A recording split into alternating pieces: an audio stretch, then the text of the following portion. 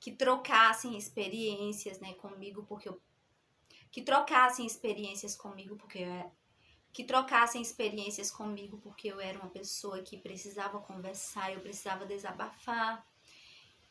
Mas, na verdade, eu não tinha nada disso, gente. Tinha uma grande amiga que ficava sempre do meu lado, que me ouvia, que passava tudo comigo, né? Que hoje ela também acompanha aqui meu canal, a Domingas.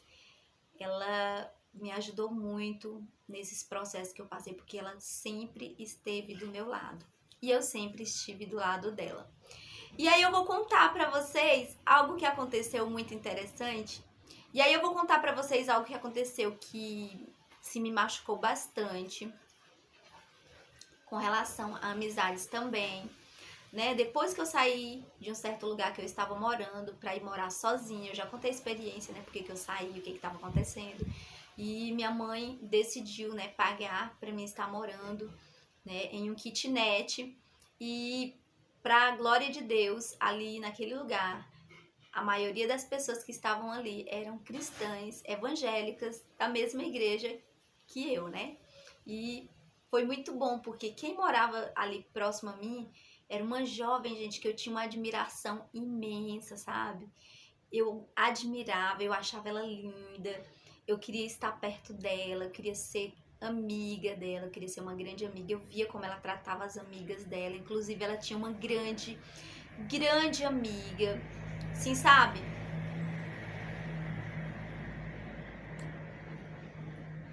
Sabe aquela amiga inseparável? Era a amiga que ela tinha. E eu tinha vontade, sabe, de também estar inserida ali. E eu percebi que quando ela chegou na cidade para fazer faculdade, ela começou a fazer amizade com muitas meninas da igreja. Eu falei, nossa, ela tá sendo amizade. Eu falei, nossa, ela está sendo amiga de todo mundo. Com certeza ela vai ser minha amiga. E eu comecei a me aproximar dela, gente. E como sempre, eu me aproximava das pessoas agradando, né? E aí eu comecei a agradar. Fazia uma comida, levava pra ela. Comprava algum docinho, levava pra ela, uma lembrancinha, dava pra ela. E procurava estar na casa dela, sabe? Só que eu percebia que ela não se abria muito comigo como ela se abria com as outras meninas. E mesmo assim eu continuava ali junto com ela e ela muito amiga das outras meninas. Quando as outras meninas chegavam, gente, era assim como se tivesse assim a maior alegria do mundo. Quando estava só eu e ela, era aquela coisa assim meio parada, né? Eu ficava conversando, ela não dava tanta atenção. Gente, ela era uma pessoa super legal, mas eu tô falando com relação ao meu relacionamento com ela, né? E com muitas pessoas. Mas eu falo pra vocês que realmente o erro estava em mim e não nas pessoas. Porque quando você valoriza demais as pessoas elas não lhe valorizam. Quando você dá atenção demais, sabe? Tudo demais é exagero. Tudo em equilíbrio, sabe? A gente não deve fazer as coisas só para agradar as pessoas. A gente deve sim ajudar. E se a outra pessoa quiser fazer por você, quiser se aproximar de você, bem. Se não quiser, bem também. O importante é a sua parte que você fez. E eu fazia o quê? Eu ajudava e eu queria, em troca, a amizade. Era isso, mais ou menos. Gente, e aconteceu, né? Deus sempre dá permissões. Aconteceu que essa menina começou a passar por muitas dificuldades. Principalmente com os pais, né, que estavam se separando, estavam passando por um processo difícil. E eu comecei a perceber que ela precisava de ajuda. Gente, quando eu vi que ela precisava de ajuda, eu estava trabalhando numa escolinha nessa época e eu comecei a falar dela para a diretora da escola. Olha, tem uma amiga, ela tá precisando de ajuda, ela está precisando trabalhar, ela é uma pessoa inteligente, tá na universidade e é cristã. E comecei a falar dela e ela pediu, não, traga o currículo dela. E aí eu fui falar com ela, eu falei, olha, na escolinha que eu tô trabalhando, eu falei de você. E ela não acredita, eu tô precisando muito trabalhar, eu preciso desse serviço. Eu falei, ó, lá não paga muito, mas se você quiser trabalhar, vai dar tudo certo. E ela falou, nossa, eu não acredito. Ela ficou muito feliz, sabe? Ele me abraçou, ficou toda alegre. E aí eu levei o currículo dela pra escola, ela foi chamada pra entrevista e ela foi... Gente, ela foi convocada e ela foi contratada para trabalhar naquela escola. E ela foi contratada para trabalhar naquela escola. E aconteceu, gente, que por causa do processo que ela estava passando com a família, separação dos pais e um período bem difícil, né? Ela começou a entrar em depressão, gente. E ela começou a entrar numa depressão profunda, muito profunda. Isso eu já tinha depressão, mas eu nunca entrei numa depressão assim. Assim, eu sempre tive estrutura que Deus me deu, né, pra glória de Deus, de não entrar na depressão como ela entrou daquela forma. Embora minha depressão fosse altíssima, né?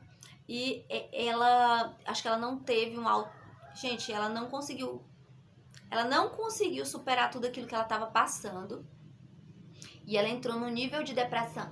E ela entrou num nível de